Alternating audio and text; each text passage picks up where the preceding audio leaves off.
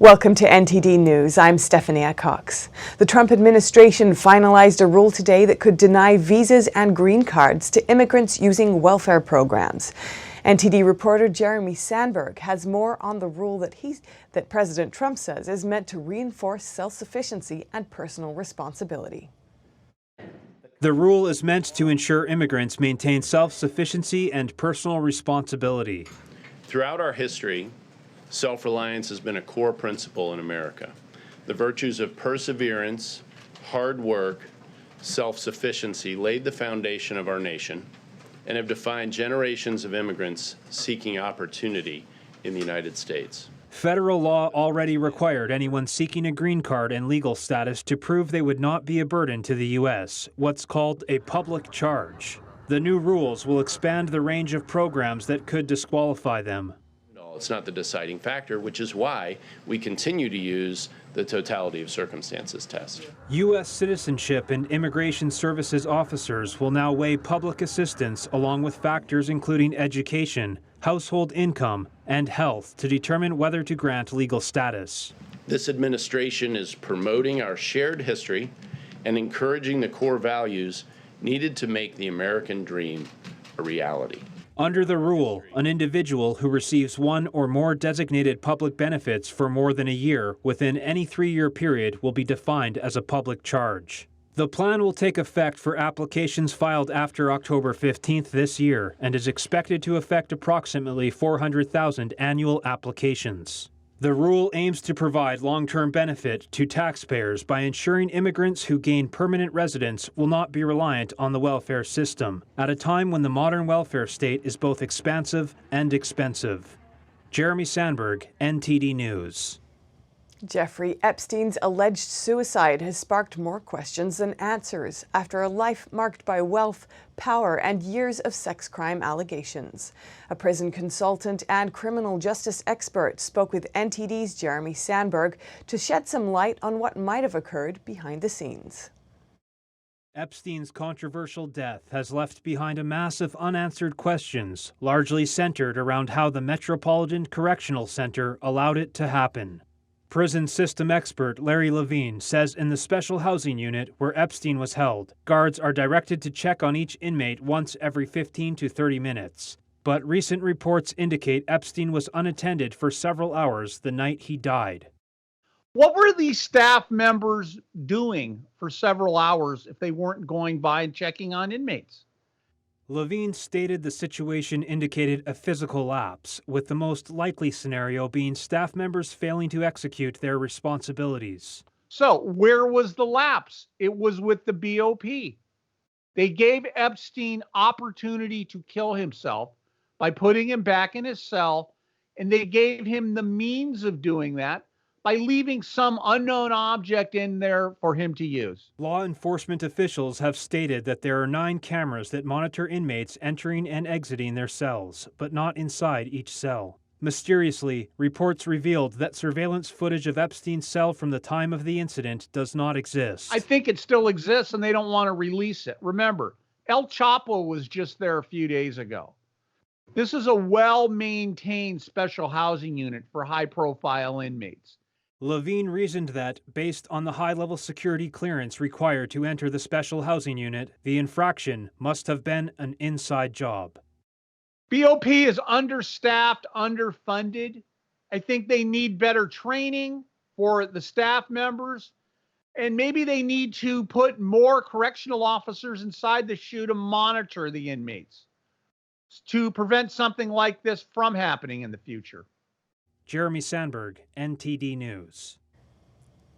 Once in effect, a new law will allow people under 55 years of age to file lawsuits if they were sexually abused as children. And today, 2 alleged victims announced they will file against the Jehovah's Witness organization. From New York, NTD's Miguel Moreno has the stories of alleged abuse. I was 14 years old on that day. And on that day, I met my abuser. John Michael Ewing, 47, and Heather Steele, 48, both say they were sexually abused as children by trusted Jehovah's Witnesses.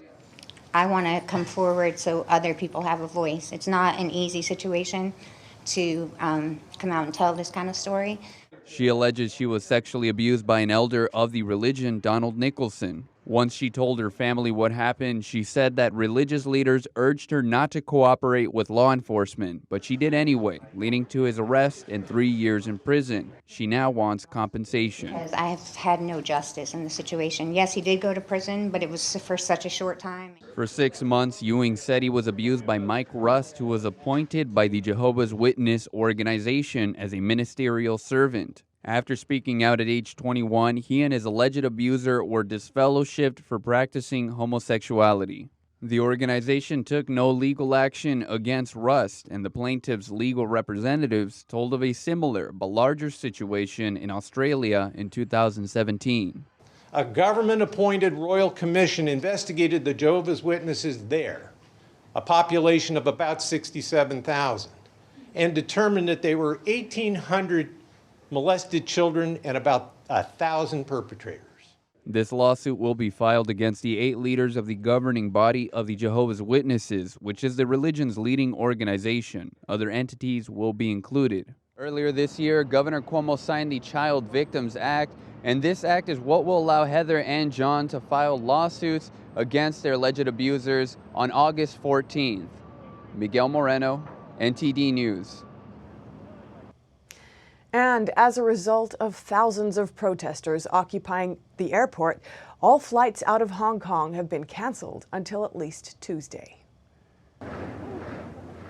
Since Friday, Hong Kong's airport has been occupied by protesters, expressing their outrage over police violence used against pro-democracy groups.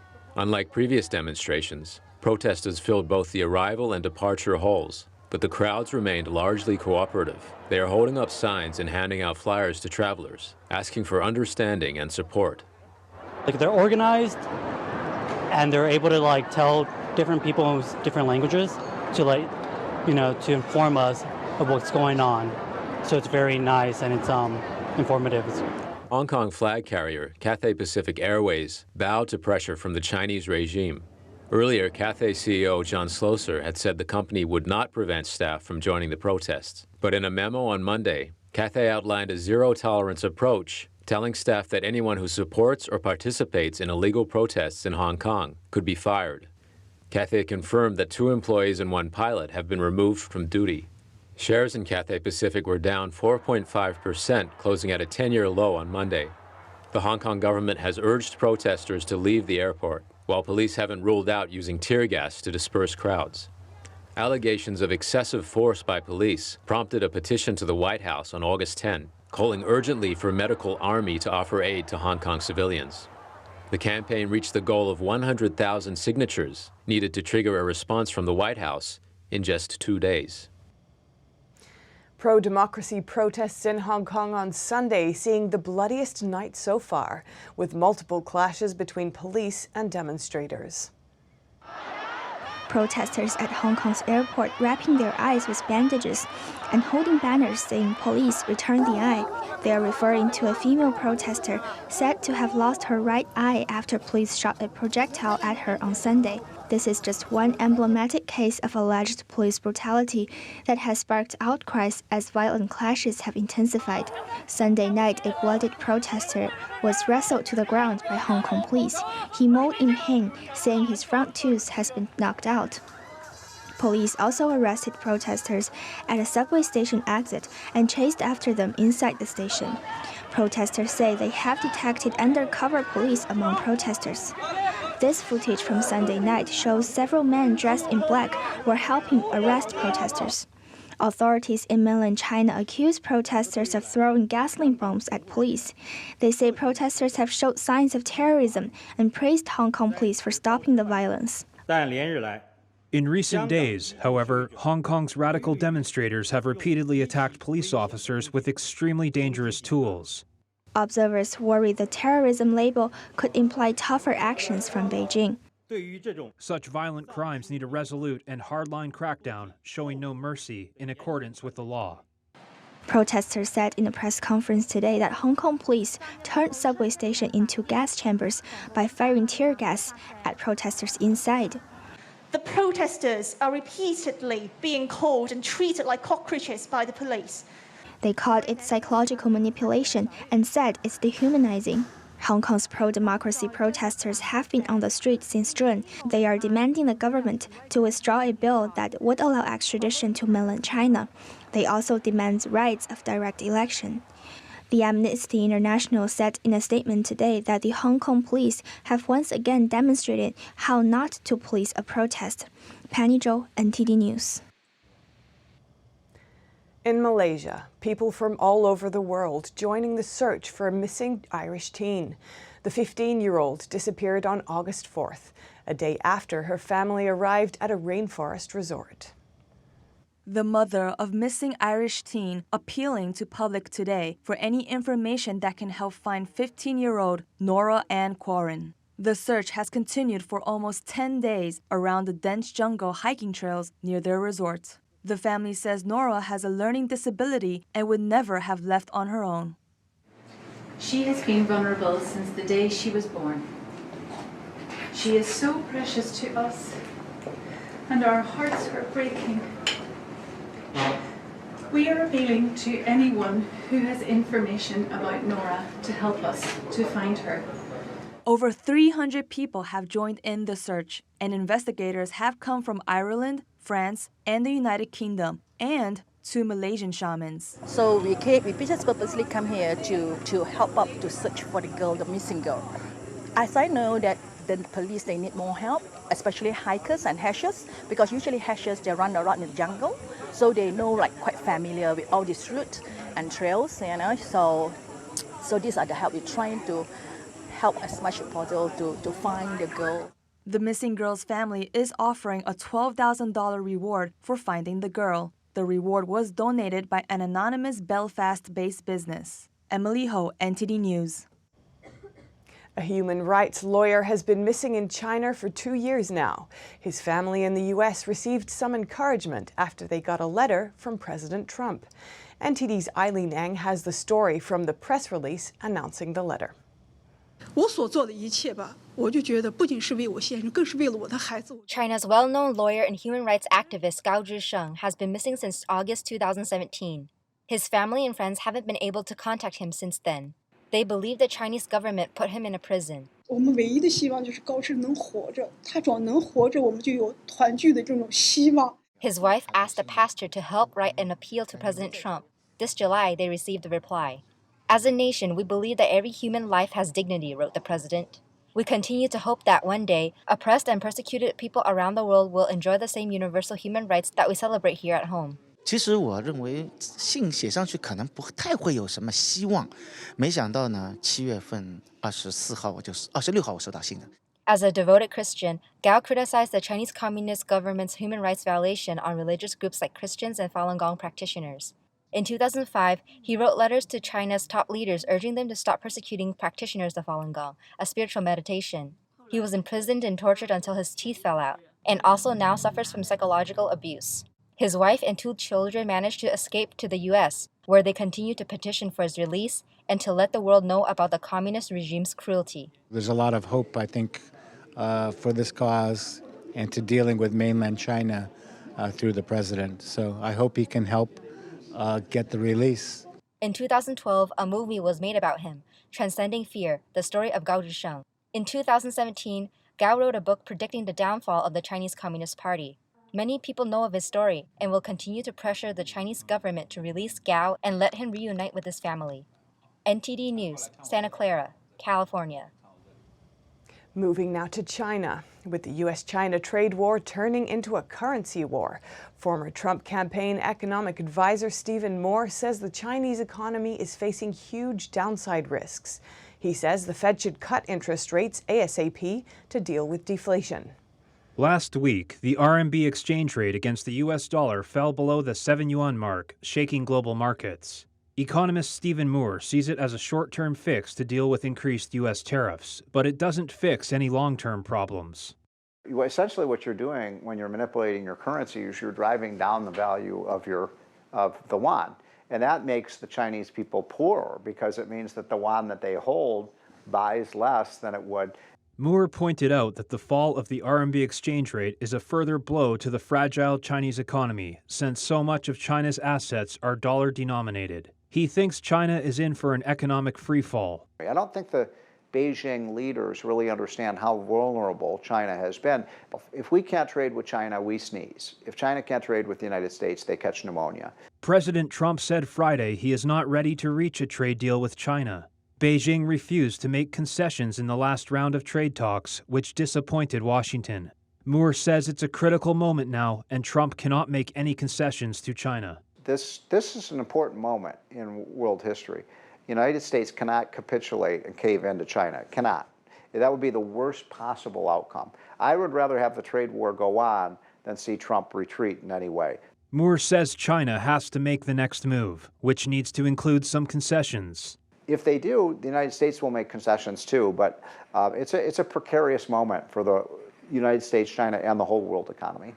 Last week, several countries' central banks cut their interest rates, and global market demand for U.S. dollars quickly rose. Moore thinks the Fed should immediately slash interest rates another 50 basis points. He thinks they made a mistake not doing that at their last meeting. You know, global markets are in turmoil right now. Commodity prices are falling. We're in a deflation.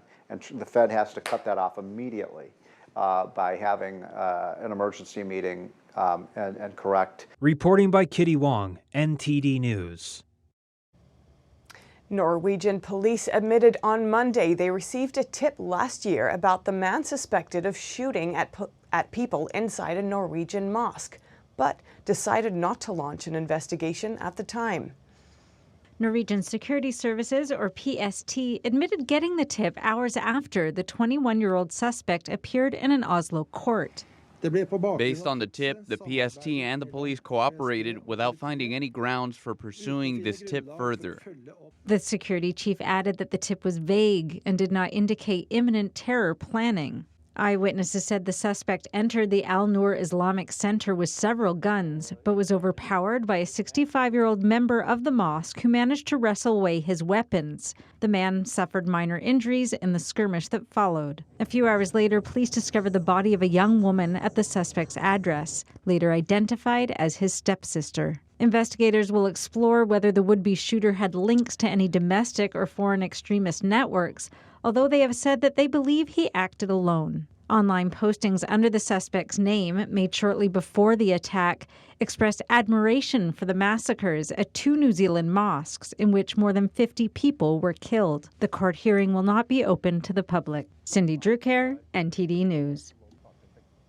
While it's been many years since Slovenia was under communist rule, a famous hotel just discovered a secret surveillance room revealing the sinister past of the area. Unbeknownst to hotel employees, these windowless hidden rooms were lying dormant in the midst of the bustling hotel. This secret surveillance room, filled with listening devices, dates back to the communist era, when locals and visitors were closely monitored without their knowledge. During renovations in 2016, hotel workers found more than they bargained for. During renovation, only one door remained unopened. Nobody wanted to open that door, not even the national telecom operator, so we opened them by force. We found out that in Hotel Jama there existed a parallel world, a world of eavesdropping. Old maps still lie on the dusty tables, along with plastic cable phones and lamps. On the walls, buttons and black cables stand alongside switchboards, used once to transfer calls or report enemy movement. Equipment here was used to coordinate certain actions, military actions, to collect the informations from the field where the maybe enemy was coming or something like that. This 4-star hotel first opened its doors during the height of communism in 1971. As one of the best hotels in the region, its prestigious clientele attracted the attention of the State Security Administration, which spied on the people. Despite its sinister past, today you can explore the town with little worry of being spied on. Step back in time as antique letterpresses whirl and spin at one of the oldest letterpress shops in New York. NTD reporter Sherwin Rong took a visit to learn more about the tradition of printing letters. you have to kind of listen to it. So you want the ink to sound a little bit, we like to call it baby snakes. Right, so you can kind of hear it now, right? Robert Wilson is the art director and operations manager of Bone & Co. Stationers. He studied graphic design but fell in love with letterpress printing when he was in college. I can pick this up. Working with historic equipment just puts you in that space naturally. A space of mindfulness. But I don't think it means if you're using much more modern equipment that you can't do that. It might just be a little bit harder for you to kind of put yourself in that headspace. Bone & Co. sits right across the street from the original shop bearing the same name, which was founded in 1775, a year before America became a nation. As part of the Seaport Museum in Manhattan, New York, Bone & Co. houses 34 presses, 18 of which are currently in use. It's part custom print shop and part education space. Despite the presses weighing up to 2,000 pounds each, they're completely safe to operate, as manual presses offer a lot of control, Wilson explains. It's not like you're operating a machine, but you're really dancing with the machine, right? It's a partner.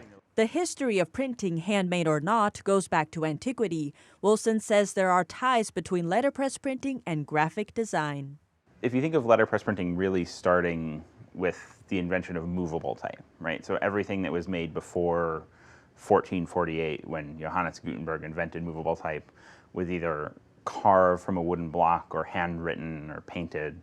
So the way that we think about even contemporary graphic design and digitally is based on this kind of 500 years of printing from movable type. Then the Industrial Revolution came along, not only popularizing printing, but also changing its purpose in many ways. Everything really before the Industrial Revolution was focused on, in our world, the production of books. The Industrial Revolution happens, and now we have to advertise. Right? Now, instead of ledgers and books, customers look for something unique and made with a human touch.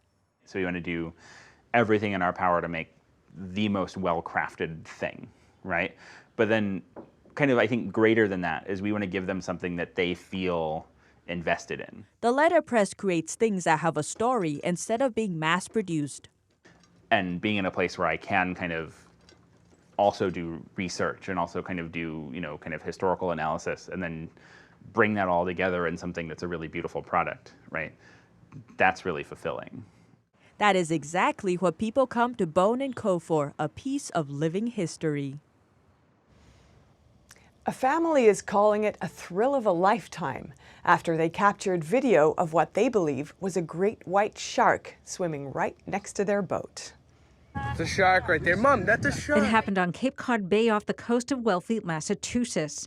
The Maitino family says they were out on a boating excursion Sunday when they spotted a large fin pointing above the water's surface and realized it was a shark. Stunned by what they were seeing, the family of 5, along with a 14-year-old family friend, took videos of the shark. It was a thrill of a lifetime. We couldn't believe it at first, and then obviously when we saw it, it was that much more exciting. Oh, my mom was freaking out. I got a lot of adrenaline in the moment. It was crazy because that's where we fish all the time. And these are familiar waters for the Maitino family. It was pretty unique and surreal to be able to see a great white shark in the very same waters that we've been fishing in for years. The family says while they enjoyed the encounter with the shark, recent reports of shark sightings in the area have made them more reluctant to go swimming in the water. It was, beautiful out and warm, and in those type of days we would normally jump in that very same area we were fishing without hesitation, but clearly in this day and age we are very reluctant to do so. Meanwhile, also on Sunday, 3 separate shark sightings prompted beaches to close in the area. Cindy Drucker, NTD News. And that's all for today's NTD News. Thanks for tuning in. I'm Stephanie Cox.